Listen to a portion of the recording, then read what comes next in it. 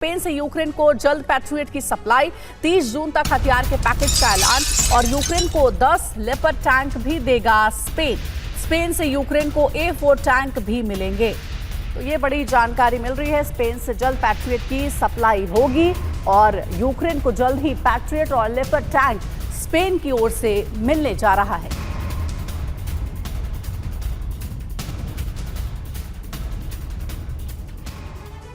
लाल सागर सुलग रहा है। ब्लैक सी और बाल्टिक सी में बारूदी बारिश होती रहती है।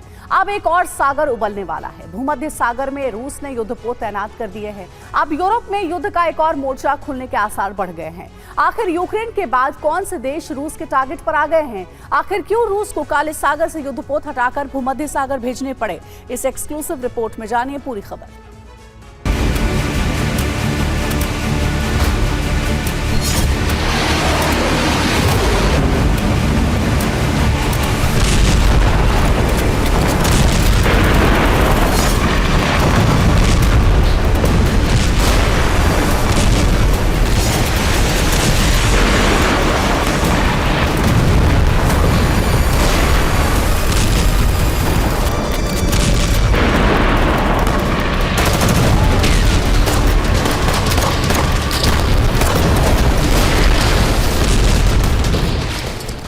तबाही की एक और किश्त शुरू होने वाली है।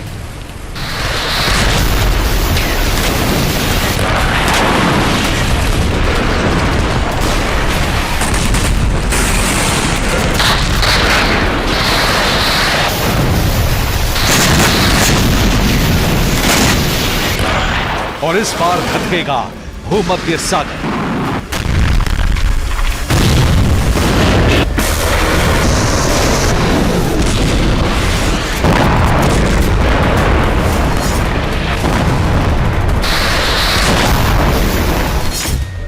क्योंकि पुतिन ने ऐलान कर दिया है कि हर एक वो देश उनके निशाने पर है जो यूक्रेन का मददगार है।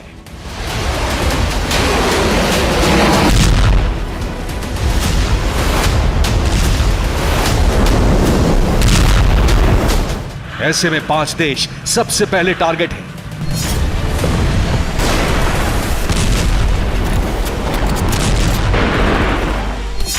एस्टोनिया, पोलैंड, जर्मनी, फ्रांस और ब्रिटेन।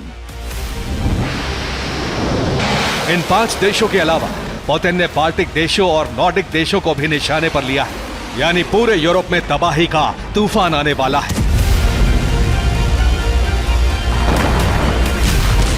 कुछ दिनों में अमेरिका से हथियारों की खेप यूक्रेन पहुंच जाएगी और इसके अलावा कई नेटो देश भी हथियार भेज रहे हैं। इस बीच फ्रांस एस्टोनिया सैनिक दस्ता यूक्रेन भेजने की तैयारी में है, जबकि ब्रिटेन और पोलैंड भी सैनिक भेजने वाले हैं। जबकि अमेरिका इंजीनियरिंग कोर के ऑफिसर्स को यूक्रेन भेज रहा है, जिससे हाईटेक हथियार चलाने में परेशानी ना हो।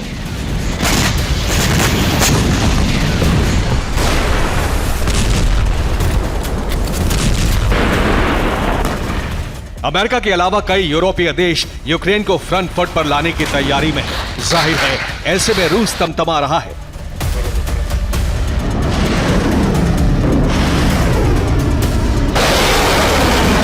अब पुतिन बदला लेने के लिए उतावले हैं, जिससे एक साथ 4 समंदर में तबाही का जलजला आ सकता है।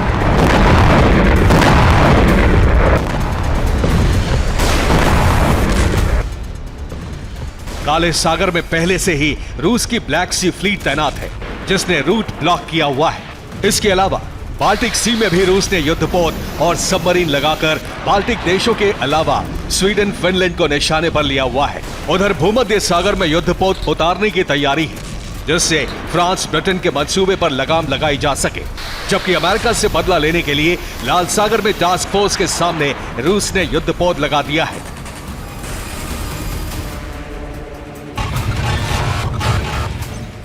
इस वक्त भूमध्य सागर के उबलने के पूरे आसार हैं, जिसमें रूस कभी भी फ्रांस पर हमला कर सकता है। क्यों, ये समझिए।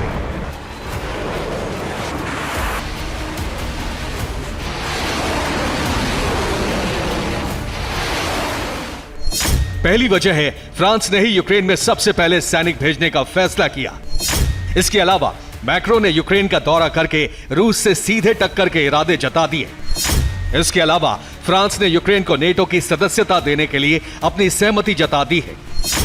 चौथी वजह है, रूस को रोकने के लिए मैक्रो पूरे यूरोप को जंग में उतारने के लिए कह रहे हैं। रूस और फ्रांस के बीच पिछले 2 महीने से तनातनी चल रही है। यूक्रेन को सैनिक और हथियार देने के फैसले के बाद रूस और फ्रांस आमने सामने आ चुके हैं। एक दिन पहले फ्रांस के प्रेसिडेंट मैक्रो ने बयान देकर पुतिन का पारा बढ़ा दिया। मैक्रो ने कहा था, रूस को रोकने अगर यूरोप एकजुट नहीं हुआ तो यूरोप का अंत तय है।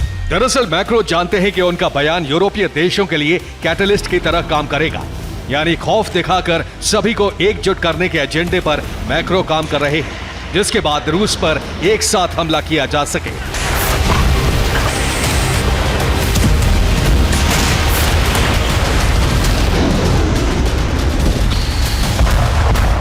लेकिन पुतिन इस चाल को समझ चुके हैं। अगर फ्रांस अपने मंसूबे में कामयाब हो